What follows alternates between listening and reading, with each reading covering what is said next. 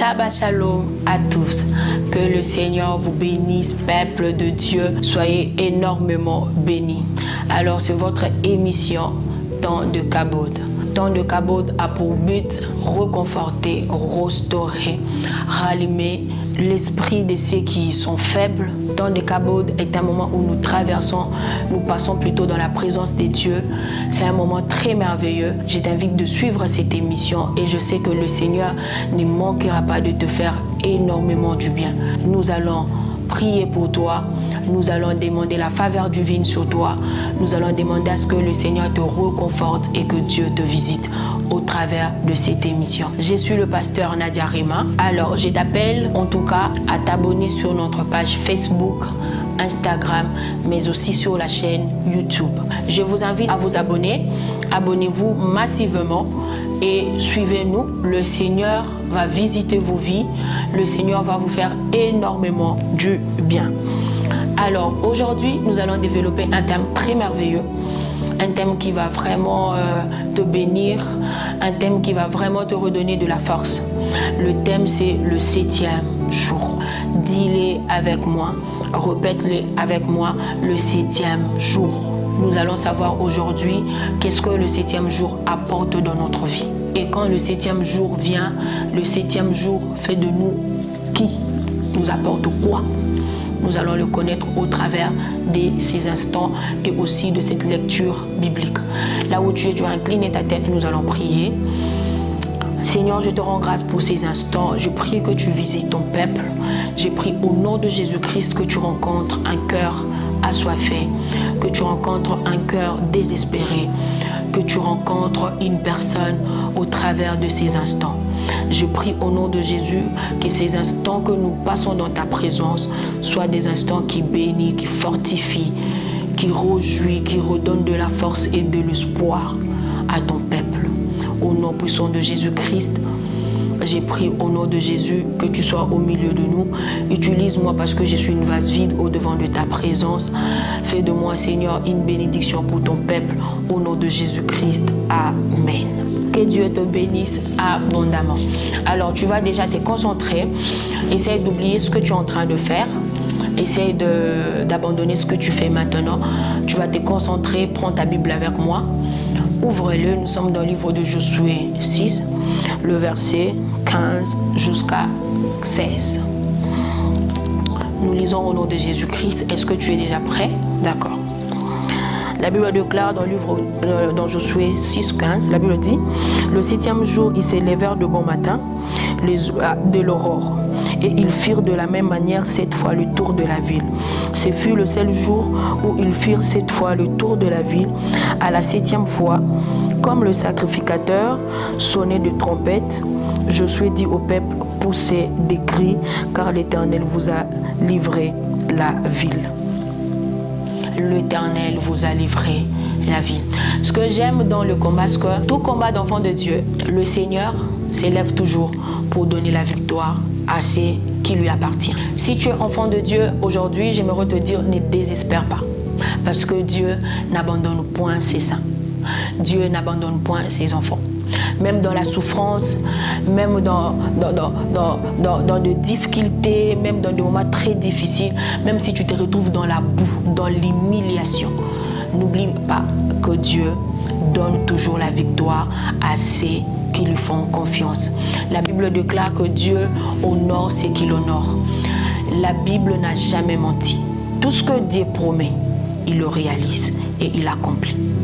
Tout ce que Dieu t'a dit qu'il fera dans ta vie, même si ta souffrance dure pendant 50 ans, 60 ans, 70 ans, 100 ans, 20 ans, 15 ans, sache une chose, tu ne mourras pas sans que la parole de l'Éternel s'accomplisse. C'est pourquoi j'ai prié et je prophétise pour toute personne qui a entendu. Je ne sais pas d'un prophète, je ne sais pas d'une prédication, je ne sais pas dans un rêve. Le Seigneur t'a promis, Dieu t'a parlé, Dieu t'a dit que je ferai ceci, je ferai de toi ceci. J'ai prié au nom de Jésus-Christ que ces promesses-là s'accomplissent dans ta vie en cette année 2024 au nom de Jésus.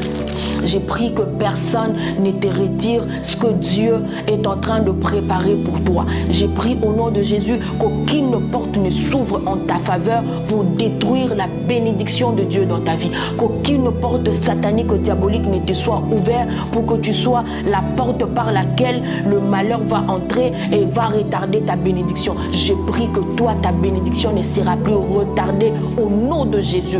Il est temps que tu vives le Seigneur. Il est temps que tu exploites. Et il est temps que tu expérimentes le miracle. Il est temps que tu parles aux hommes que j'ai vu un Dieu. J'ai rencontré un homme et qui a changé ma vie. J'ai pris au nom de Jésus-Christ que la femme de 12 ans saignant le sang, j'ai pris au nom de Jésus que l'Éternel change ta vie de la même manière.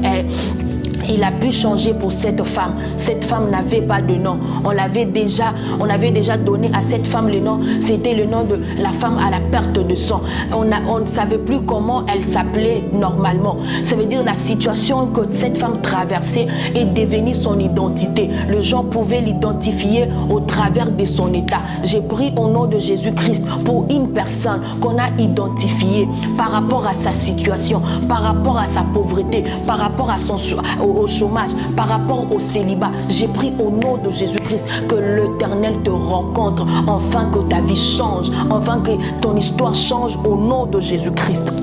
Bien-aimé dans le Seigneur, ce que tu dois savoir avec moi, ce que je sais déjà que tu connais l'histoire dont je suis en train de parler, c'est l'histoire de Jéricho. Le mur de Jéricho, ce mur qui a longtemps duré, ce mur qui a longtemps détruit tous les enfants, ce mur qui a été une barrière pour les enfants de Dieu, pour que les enfants de Dieu n'entrent pas dans leur saison, pour que les enfants de Dieu n'entrent pas dans la ville promise.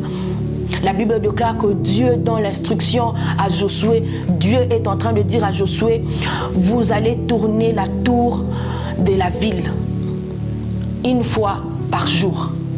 Et le 7e jour, vous allez tourner 7 fois avant que l'aurore n'apparût. Vous allez tourner 7 fois. Et ce que j'aime dans ces versets, ce que la Bible est en train de nous dire ceci, c'est pendant 6 jours que Josué était en train de faire la tour de la ville. Et il chantait, il criait, il proclamait la victoire. Pendant 6 jours. Et le 7e jour, Josué fait la tour 7 fois. Ce que j'aimerais dire à quelqu'un, c'est que ce que tu as pu faire hier pour le Seigneur, sache-le que Dieu n'oublie jamais. S'il y a 6 jours de souffrance, il y a un jour de repos qu'on appelle le 7e jour. Si ta souffrance a duré il y a 7 ans, il y a 8 ans, sache que le 9e année est une année de bénédiction. La Bible est en train de dire ceci. Le 7e jour, le Seigneur se reposa. Et Dieu bénit le 7e jour. Dieu prononce de paroles de bénédiction. Bien-aimé, il y a toujours un temps de souffrance, mais aussi il y a un temps de récolte où nous récoltons ce que nous avons, nous récoltons le prière que nous avons eu à faire, nous récoltons le sacrifice que nous avons eu à faire. Il y a toujours un temps où tout ce que tu as eu à faire pour le Seigneur, tu vas le récolter. Dieu va te payer. Et quand Dieu paye, et quand Dieu te paye, c'est ce qu'on appelle la saison du repos, la saison où le travail a été achevé, la saison où le travail a été bien fait. Tu as bien fait ton travail, tu as achevé ta course et Dieu est en train de te payer. La Bible déclare, il est le rémunérateur de ceux qui le cherchent. Dieu paye. Ce que tu dois savoir, c'est que l'Éternel paye. Il n'y a rien que tu fais pour le Seigneur, ça va rester ça restera sur la terre. Non, tout ce que tu fais pour Dieu, Dieu te paye. S'il y a un livre de vie, sache-le, il y a aussi un livre de souvenirs. où tout ce que nous faisons pour le Seigneur, on l'écrit quelque part. Il y a un jour où Dieu dira, ouvrez les livres de souvenirs. Aujourd'hui, je suis en train de faire du bien à ma fille. Aujourd'hui, je suis en train de faire du bien à mon fils. Bien-aimé dans le Seigneur, ne néglige pas ce qu'un jour peut apporter dans ta vie. Le ciel ne sera pas verte, la terre ne va pas changer de couleur. Ça sera toujours la même couleur, mais ta vie, c'est ta vie qui sera en train d'être transformée. Cette femme qui saignait pendant 12 ans, le jour où elle a reçu sa bénédiction, sa guérison, le ciel n'était pas devenu rouge, c'était toujours de la même couleur. La terre aussi avait toujours la même couleur, mais c'est juste sa situation qui a changé. Quand Dieu entre dans ta vie, Dieu change uniquement ta situation. Il te donne ce qui te faut de mieux. Il te donne ce qui te donne la joie, ce qui te réjouit, ce qui te donne la paix. Dieu n'est pas comme le diable qui te donne ce qui va te donner une courte joie. Non, quand Dieu vient pour te donner la guérison, il te donne une guérison à perpétuité. Quand Dieu vient pour bénir ta vie financièrement, il les bénit à perpétuité. Quand Dieu vient pour te faire du bien, bien-aimé, il les fait. Dieu sait faire du bien à son peuple. Dieu sait faire du bien à ses enfants. La Bible déclare qu'après, pendant 6 jours de travail, pendant 6 jours d'effort, pendant 6 jours d'école avec Josué, et le 7e jour, Josué, ses murs est tombé. Ils poussèrent des cris. Ils rendaient grâce à Dieu pour ce que l'Éternel a fait. Ils étaient en train de rendre grâce pour ce que l'Éternel a fait dans leur vie. J'ai pris au nom de Jésus-Christ, laisse que cette année 2024, qu'une personne rende grâce parce qu'il t'a rencontré. J'ai pris au nom de Jésus que ta famille rende grâce à Dieu parce que tu es sorti de cette famille-là. Tu seras une bénédiction pour quelqu'un. Tu seras une bénédiction pour ta famille. Il est temps que le monde sache que nous sommes enfants de Dieu. Nous sommes porteurs de changements. Nous sommes porteurs de choses qui vont apporter un témoignage. Il est temps que le surnaturel soit authentique. Il est temps que le faux tombe et que le vrai s'élève. Il est temps que toi, tu comprennes que tu es enfant de Dieu. Tu as quelque chose que tu dois apporter, que personne n'est intimide, qu'aucun homme n'est intimide. Tu es enfant de Dieu. Tu as quelque chose que tu dois donner à l'église. Réveille-toi. Tu as quelque chose que tu dois donner à l'église. Réveille-toi. Tu as quelque chose que tu dois donner dans ta famille. Réveille-toi. Ne néglige pas le temps que tu traverses sur la terre. La bénédiction, ce n'est pas l'argent. La bénédiction, ce n'est pas la voiture. La bénédiction, c'est la parole de Dieu. C'est ce que tu portes sur toi. Une personne qui a la bénédiction sur lui, une personne qui a la parole de Dieu sur lui, une personne qui a Dieu en lui, a tout ce que tu peux chercher sur la terre. À tout ce que tu as besoin sur la terre. Josué, ils avaient Dieu. C'est Dieu qui les a dit, allez-y, je serai avec vous. Quand le mur de Jéricho était en train de tomber, Dieu était avec eux. Et Dieu les a donné la victoire. Ce que tu dois savoir, c'est que Dieu n'est pas seulement le Dieu de la victoire, mais aussi c'est un Dieu d'école, c'est un Dieu de circonstances, c'est un Dieu de situations difficiles. À un moment donné, quand j'observe certaines personnes avec qui nous avons commencé le ministère, d'autres se sont de rétrogradés aujourd'hui, j'ai béni le Seigneur. D'autres, ils ont reçu de travail où ils sont payés $2 000, ils sont payés $3 000, ils sont payés $1 500, ils sont d'une bonne famille, ils ont oublié là où nous sommes venus, nous venons avec Dieu. D'autres aujourd'hui, que j'appelais hier mes frères en Christ, sont devenus des hommes qui font le partout. Je ne sais pas si c'est quoi, je ne maîtrise même pas. D'autres sont dans des choses très bizarres. Quand je l'ai entendu hier, mon cœur était choqué. Je me suis dit, Seigneur, où est ton peuple? Où est ton peuple? Pour un petit moyen, tu peux abandonner le Seigneur. Pourquoi? Parce que Dieu n'a pas pris le temps de travailler ce qu'on appelle le cœur. Parce que tu n'as pas pris le temps de travailler ton âme, de briser ton âme, de briser les sentiments, les émotions, les sensations qui sont en toi, qui te privent en fait de vivre Dieu dans ta vie.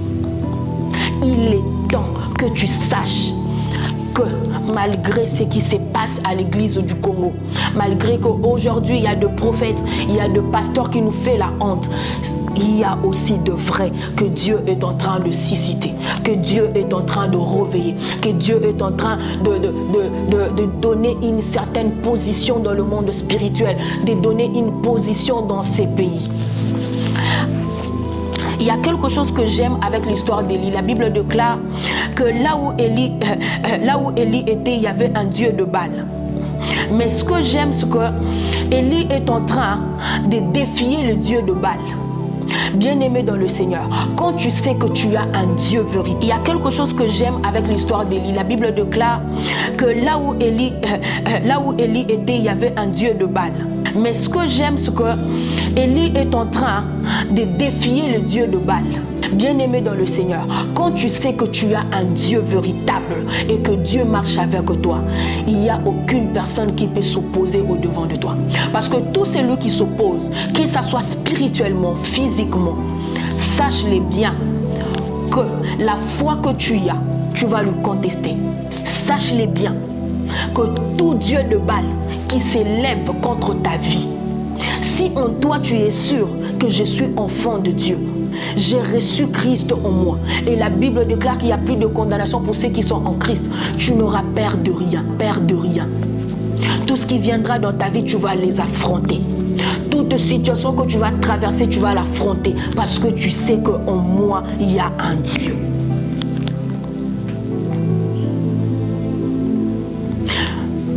J'aime le repos en hébreu, c'est Shabbat. Shabbat qui signifie être à part, quitter de quelque part pour aller quelque part. Quand quelqu'un a besoin de se reposer, on ne se repose qu'après un travail. Et ce travail-là, c'est un travail d'abord qui te fatigue. Parce qu'on ne peut pas recevoir le repos si notre corps a la force. On ne se repose que quand on se sent fatigué. C'est quand le corps n'a plus de force. C'est quand le corps c'est quand tu te sens épuisé que tu recherches maintenant le repos. Que tu as besoin maintenant du repos. Bien-aimé, c'est quand tu te sens fatigué. C'est quand tu sens que ton corps n'a plus de force. C'est quand tu sens que ton corps ne te donne plus l'assurance que tu dois te dire, mon Rédempteur est vivant et il s'élèvera le dernier. C'est quand tu sens que le corps veut lâcher. C'est quand tu sens que le corps n'a plus de force. Réveille-toi un bon matin. Réveille-toi directement. Dis, mon Rédempteur. Si tu manques les mots, retiens quand même cette phrase que Job a dit, mon Rédempteur est vivant, il s'élèvera le dernier. La souffrance, c'est la porte par laquelle Dieu passe pour changer notre vie. Dieu ne passera jamais dans l'abondance. La souffrance, c'est l'unique porte où l'Éternel passe, entre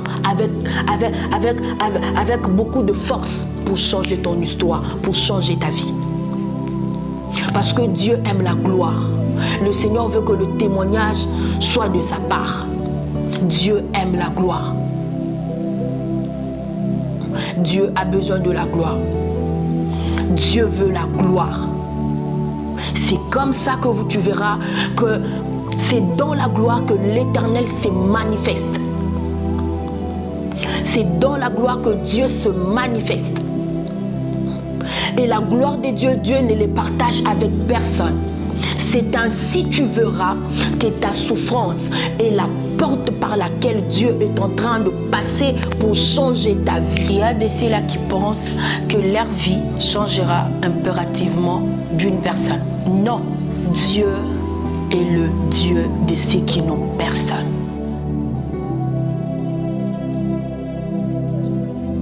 De ceux qui n'ont pas de soutien. Ce que j'aimerais dire à quelqu'un aujourd'hui, ce que tu dois retenir, c'est que les efforts du passé, les prières à la montagne, le sacrifice que tu fais, les offrandes que tu donnes, tu ne les fais pas pour un homme, tu ne les fais pas pour quelqu'un, tu les fais pour Dieu. Et si fait pour Dieu, ne désespère pas. Continue de le faire. Continue de le faire. Avance dans ce que tu fais pour l'Éternel. Continue. Quand tu te sens découragé, dis-toi que j'entre maintenant dans la saison du repos. J'entre dans la saison de Shabbat, une saison où je témoigne le repos, une saison où Dieu me donne le repos. Et ce que j'aime avec le repos, c'est que le repos, c'est un temps d'oubli. Le repos, c'est un moment, c'est une période où le Seigneur est en train de te faire oublier les souffrances du passé. C'est un temps où le Seigneur n'est qu'en train de te donner la joie. C'est un temps où tu es en train de témoigner le Seigneur à chaque seconde, chaque minute de ta vie. C'est-à-dire qu'il n'y a pas une seconde qui peut passer sans que tu témoignes le merveille de Dieu. Il n'y a pas un temps où tu peux passer sans que tu dises à la personne qui est à côté de toi, Dieu a changé ma vie. Dieu a fait tant de choses dans ma vie. Le repos, c'est un temps où nous ne rendons que grâce à Dieu. Nous poussons de cris. La saison du repos n'est pas une saison de plainte. Ce n'est pas une saison d'accusation, mais c'est une saison de grâce. Grandis en maturité. Quand tu vois que la souffrance devient pénible, ne condamne plus, ne brise plus, mais commence à rendre grâce à Dieu. Commence à dire à Dieu, voilà, Jéricho est en train de tomber. Mais tu es en larmes, tu es en train de pleurer. Tu dis, Seigneur, je vois ce qui est en train de me faire pleurer, en train de tomber. Je pousse des cris de joie comme les enfants d'Israël l'ont poussé. Ils ont dit, le Seigneur les a fait entrer dans la terre là où coule le miel et le lait. Ils étaient en train de témoigner. Ils étaient en train de chanter un chant nouveau. C'est quand la souffrance devient pénible que Dieu nous appelle maintenant à une saison de témoignage, une saison d'action de grâce, un temps d'action de grâce. Tu dois savoir contrôler les saisons que tu traverses. Il y a des saisons où tu sens que tout est calme. C'est comme si le ciel est fermé pour toi, Dieu t'a oublié. Dieu n'oublie personne, mais c'est plutôt un temps où tu rends grâce à Dieu. Quand tu te sens abandonné, tu dis, il est maintenant temps que toi, le Père, toi, c'est lui qui n'abandonne point. Parce que ta parole dit, tu n'abandonnes point. Seigneur, toi qui n'abandonnes point, je viens vers toi.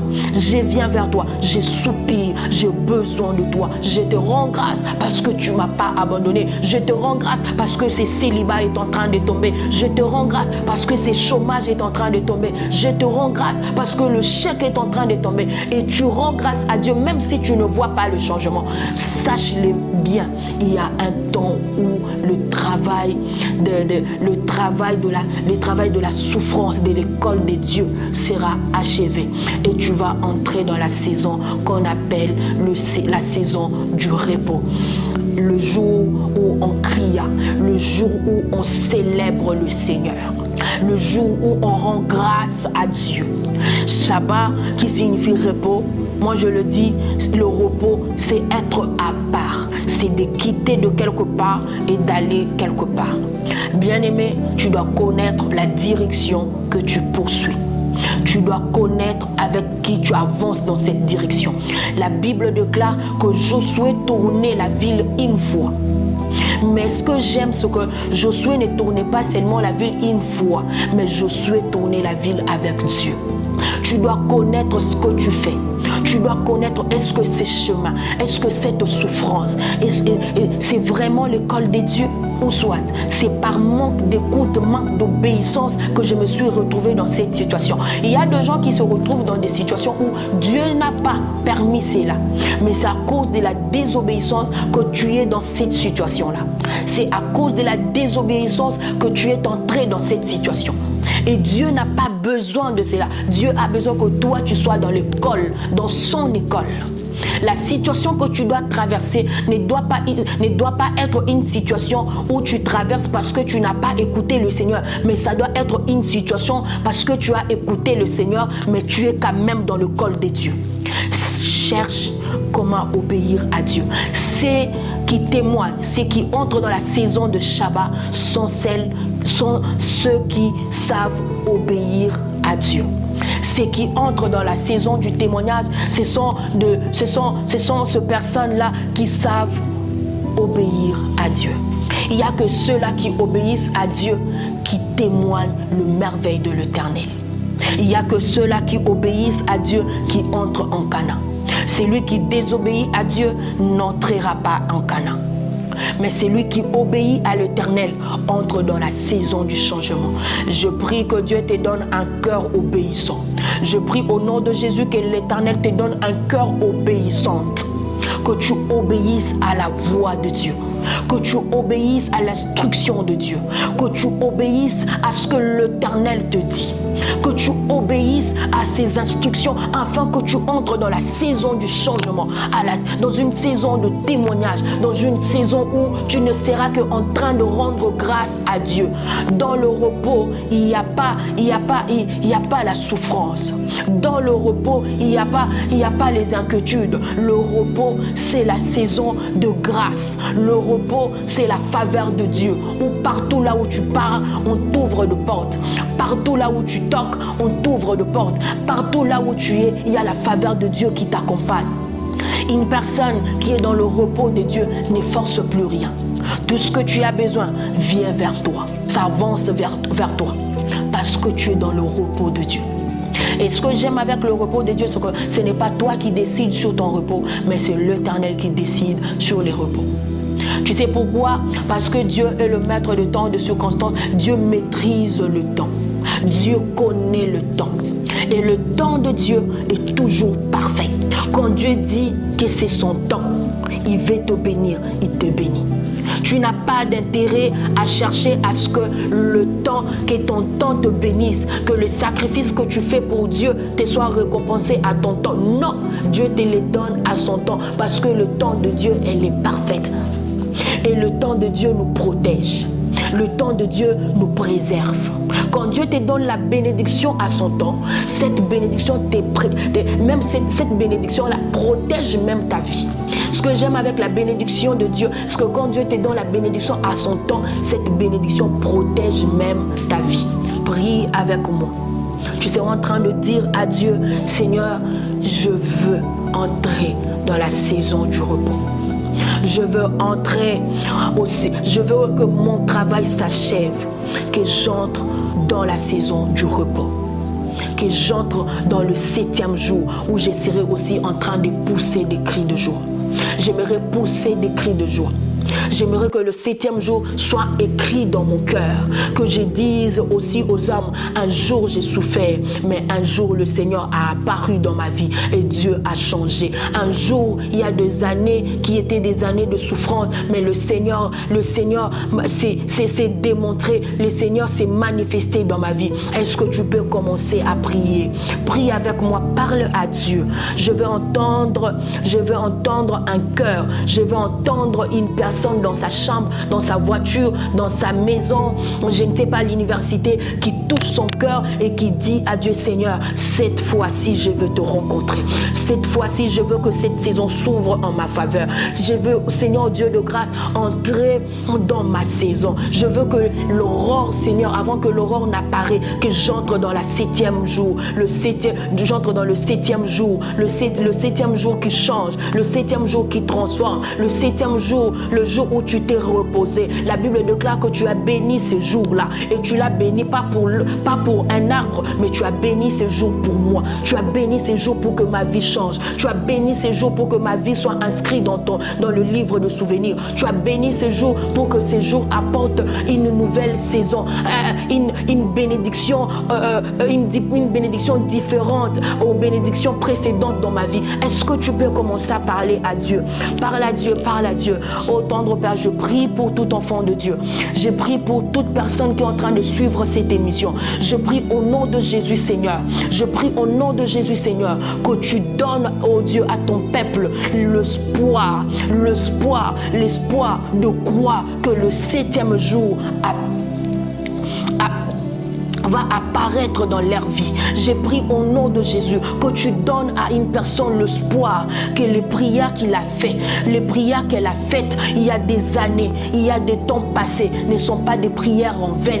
Ces efforts ne sont pas des efforts en vain, mais ce sont des efforts que tu connais, tu le reconnais et c'est écrit quelque part. Le temps arrivera où tu seras en train de lui récompenser. J'ai pris au nom de Jésus, j'ai pris au nom de Jésus qu'une personne y est sous ma scie, aïe, que oyo asalela yo et que nana mu pépété. Il faut ozongisa, il faut récolter ma prière, il faut récolter ma action de grâce, il faut récolter ma sacrifice, voir un cœur, voir un peuple, voir un fils, voir une fille à toi, Seigneur, qui souffre en ce moment, qui se pose des questions. Comment je suis, comment je vis, quelles sont ces situations difficiles que je suis en train de traverser. Est-ce que tu peux parler à Dieu?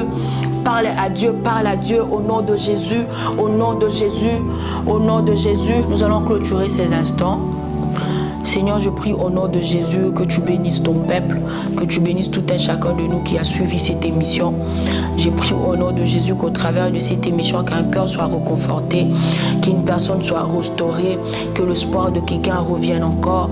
J'ai prié au nom puissant de Jésus-Christ, que ta main puissante veille sur tout un chacun d'eux, dans leur foyer, dans leur maison, dans leur famille, que ta faveur les accompagne, que ta puissance soit leur partage. Au nom de Jésus-Christ, j'ai ainsi prié. Que Dieu vous bénisse abondamment. Revoyons-nous à la prochaine émission. Soyez bénis.